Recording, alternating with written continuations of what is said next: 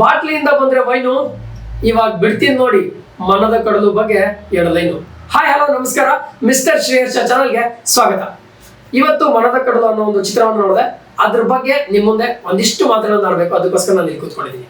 ಮೊದಲನೇದಾಗಿ ಯೋಗರಾಜ್ ಭಟ್ರ ಸಿನಿಮಾದಲ್ಲಿ ಏನ್ ಇರುತ್ತೆ ಇರಲ್ವೋ ಗೊತ್ತಿಲ್ಲ. ಗಾಳಿ ನೀರು ಬೆಳಕು 2 ಹುಡುಗಿರು, ಅದಾದ್ಮೇಲೆ 1 ಹುಡುಗ ಇದ್ದೇ ಇರ್ತಾನೆ. ಹಾಗೆ ಯೋಗರಾಜ್ ಭಟ್ರು ಹುಡುಗಿರಿಗೋಸ್ಕರ ಐ ಥಿಂಕ್ ಕಡಿಮೆ ಬಜೆಟ್ ನ ಎತ್ತಿರ್ತಾರೆ ಅಂತ ಕಾಣಿಸುತ್ತೆ. ಯಾಕಂದ್ರೆ ಯೋಗರಾಜ್ ಭಟ್ರ ವಿಶೇಷತೆ ಹುಡುಗಿರಿಗೆ ಚಡ್ಡಿ ಹಾಕೋದು. ಸೊ ಹೀರೋಯಿನ್ಗಳು ಚಡ್ಡಿ ಹಾಕೊಂಡು ಚಿಟ್ಟೆ ತರ ಹಾರಾಡ್ತಿರ್ತಾರೆ, ಸುಮುಖ್ ಅವರು ಅವ್ರ ಹಿಂದೆ ಓಡಾಡ್ತಿರ್ತಾರೆ. ಇದು ಸಿನಿಮಾದ ಒಂದು ಚಿಕ್ಕ ಪಾರ್ಟ್. ಸೊ ಹಾಗೆ ಯೋಗರಾಜ್ ಭಟ್ರು ಯಾವತ್ತೂ ಅವರ ಕೈ ಹಿಡಿದವ್ರನ್ನ ಮರ್ತಿಲ್ಲ. ಕಾರಣ ಇಷ್ಟೇ, ವಿ ಹರಿಕೃಷ್ಣ ಅವರಾಗಿರ್ಬೋದು, ಜಯಂತ್ ಕಾಯ್ಕಿನಿ ಅವರಾಗಿರ್ಬೋದು, ದತ್ತಣ್ಣ ಅವರಾಗಿರ್ಬೋದು, ಹಾಗೆ ನಮ್ಮ ರಂಗಾಯಣ್ ರಘು ಅವ್ರನ್ನ ನೋಡಿದಾಗ ನಂಗೆ ಏನ್ ಅನ್ಸ್ಬಿಡುತ್ತೆ, ಈ ಯೋಗರಾಜ್ ಭಟ್ರ ಆಸ್ಥಾನದ ಕಲಾವಿದ ಅಂತ ಅನ್ಸ್ಬಿಡುತ್ತೆ. ಹಾಗಾಗಿ ಅವರಿಬ್ಬರ ಕಾಂಬಿನೇಷನ್ ಅಲ್ಲಿ ಬಂದಿರೋ ಚಿತ್ರಗಳು ಎಲ್ಲ ಸೂಪರ್ ಡೂಪರ್.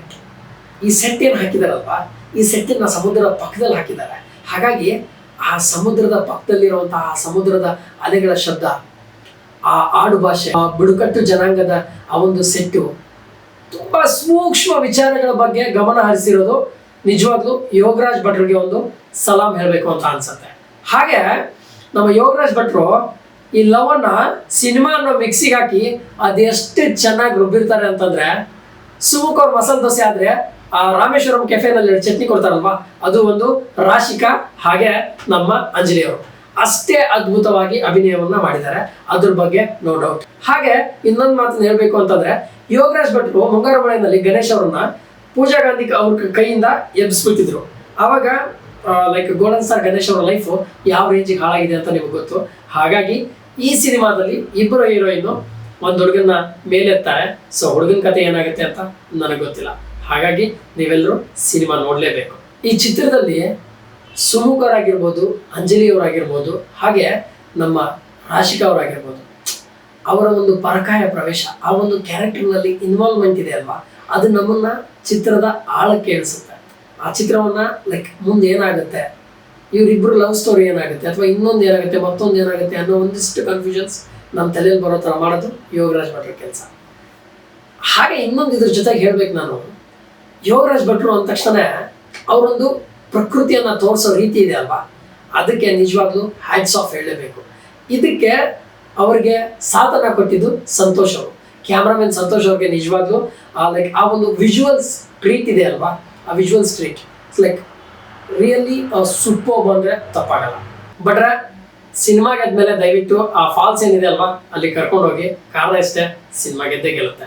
ಹಾಗೆ ಒಂದು ನಾನು ಅಬ್ಸರ್ವ್ ಮಾಡಿದೆ, ರಂಗಾಯಣ್ ರಘು ಅವ್ರಿಗೆ ಬುಡಕಟ್ಟು ಜನಾಂಗದ ಒಂದು ಪಾತ್ರವನ್ನ ಕೊಟ್ಟು ಅವರ ಮಾತನ್ನ ಕಿತ್ಕೊಂಡಿದ್ದು ಎಲ್ಲೋ ನನಗೆ ರಂಗಾಯಣ್ ರಘು ಅವರ ಒಂದಿಷ್ಟು ಬೈಗಳು, ಹಾಗೆ ಅವ್ರ ಒಂದಿಷ್ಟು ಜನರನ್ನ ಕಾಲಿಡಿತಾ ಇದ್ರಲ್ವಾ, ಅದನ್ನ ನಾನು ಮಿಸ್ ಮಾಡ್ಕೊಂಡೆ ಅಂತ ನಾನು ಈ ಕ್ಷಣಕ್ಕೆ ಹೇಳಕ್ ಇಷ್ಟಪಡ್ತೀನಿ.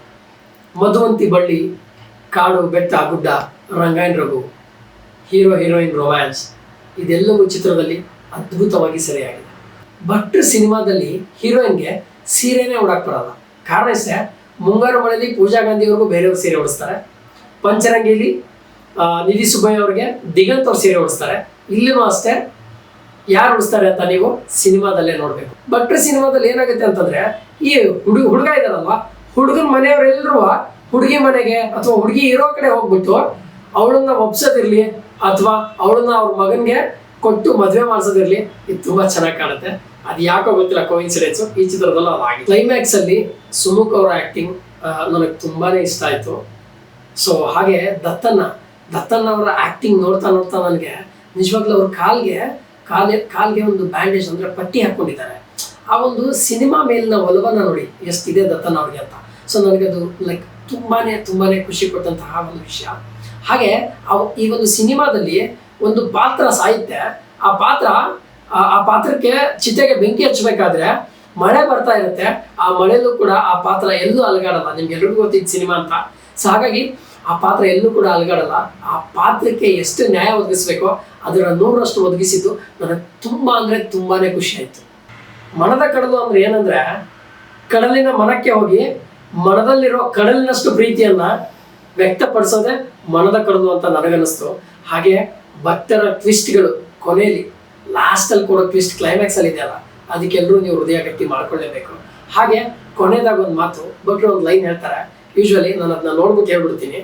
ಸೊ ಅಲೆಗಳ ಉಸಿರಿನ ಸದ್ದನ್ನು ಕದ್ದು ಕೇಳಲು ಮುಗಿದು ಹೃದಯಗಳ ಹುಣ್ಣಿಮೆಗೆ ಉಕ್ಕುತ್ತಿದೆ ಮನದ ಕಡಲು. ಸೊ ಇದಿಷ್ಟು ಈ ಒಂದು ಚಿತ್ರದ ಒಂದು ಸಾರಾಂಶ ಅಂದ್ರೆ ತಪ್ಪಾಗಲ್ಲ.